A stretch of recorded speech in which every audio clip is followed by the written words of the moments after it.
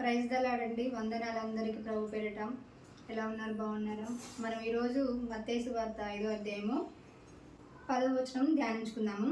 నీతి నిమిత్తము హింసింపబడు వారు ధన్యులు, పరలోక రాజ్యం వారిది. నీతి నిమిత్తము ఎవరైతే హింసించబడతారో వాళ్ళు ధన్యులని, పరలోక రాజ్యం వారిదని ప్రభు చెప్పడం జరుగుతుంది. మరి నీతి నిమిత్తం అంటే ఏమిటంటే, నీతి అంటే మరి మంచిగా బ్రతకడం అని అర్థము. ఆజ్ఞ అంటే ఆజ్ఞ అతిక్రమే పాపం. కాబట్టి ఎలాంటి దేవుడి యొక్క రాజ్యానికి మరి ఎలాంటి ఆజ్ఞకు వ్యతిరేకంగా మనము బ్రతకకుండా నీతిగా బ్రతకడం అని అర్థము. మరి బైబిల్ గ్రంథంలో చూసినప్పుడైతే యేసేపు మరి నీతిగా బ్రతికినప్పుడు ఎంతగానో హింసించబడ్డాడు.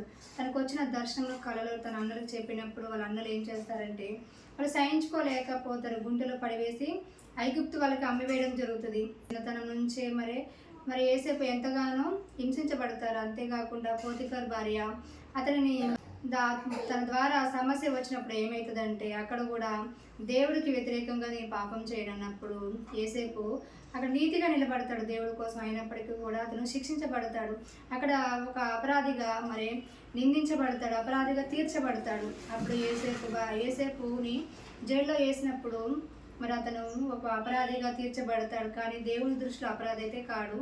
అంతేకాకుండా జైలు అధికారి దయ యేసేపుకు ఉండడం వల్ల ఏమవుతుందంటే అక్కడ నుంచి తను దేవుడు అంచెలంచెలుగా ఎదిగిస్తూ మరి నీతిగా బ్రతికినప్పుడు అంచెలంచెలుగా దేవుడు తోడై ఉండి తనని ఒక ప్రధానిగా చేయడం జరుగుతుంది. అలాగే మీ జీవితంలో కూడా మీరు పనిచేసే చోట కానీ మరి ఇంట్లో కానీ సమాజంలో కానీ భక్తి జీవితంలో కానీ నీతికి వ్యతిరేకమైన ఏమైనా లంచములు తీసుకోవాల్సి వచ్చిన పరిస్థితి ఎదురైనా అలాంటి విషయంలో మీకు ఏమైనా శ్రమ వచ్చిన తోటి వారి ద్వారా కానీ మరి ఎక్కడి నుంచైనా మీకు శ్రమ వచ్చినప్పుడు మీరు ధైర్యంగా నీతిగా బ్రతికినప్పుడు ఎలాంటి శ్రమ వచ్చినా కూడా దేవుడు మీకు తోడైండి మిమ్మల్ని ఉన్నత స్థితికి తీసుకెళ్తారు.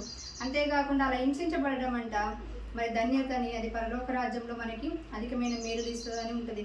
చుట్టుపక్కల ప్రజలకు భయపడి అందరికీ భయపడి మనము నీతిగా బ్రతకపోతే ఏమవుతుంది? ఆ పరలోకాన్ని మనం కోల్పోవడం జరుగుతుంది. అందుకే దేవుడు బిడ్డలారా, మీరు ప్రభునందు మరి ఈ వాక్యాన్ని మీ మనసులో పెట్టుకొని నీతిగా బ్రతకడానికి ఎవరికి భయపడకుండా, పరిస్థితులకు భయపడకుండా యేసేపు వాళ్ళు జీవించాలని ఈ వాక్యం మన వినికిడిలో దీవించబడాలని యేసు నామములో అడుగుతున్నాను. ఆమేన్.